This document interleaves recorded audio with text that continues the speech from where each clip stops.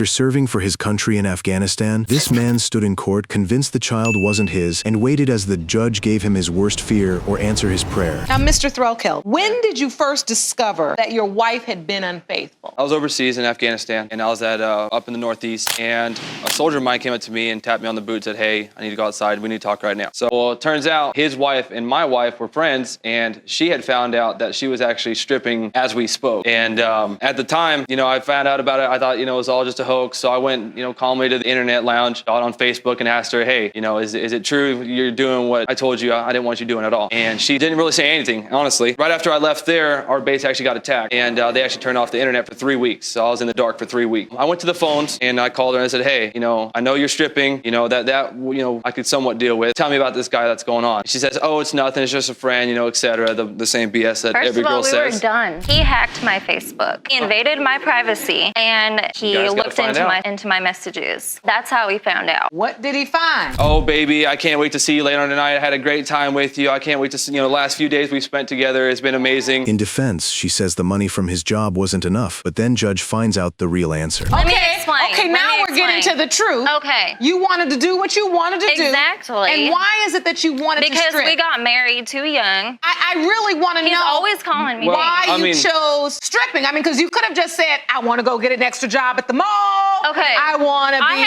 Ma'am, since we've been together since 2008, she hasn't started working until actually about 3 weeks ago. It was her actually first-time job. Hooking or stripping? It's not hooking. You're selling your body for money. Hooker. No, it's not. Anyways, within 3 weeks of us being home, she was pregnant. So, I don't know if it was my devious, messed up head that got her pregnant or the dude. Mr. Threlkeld, you are Liana's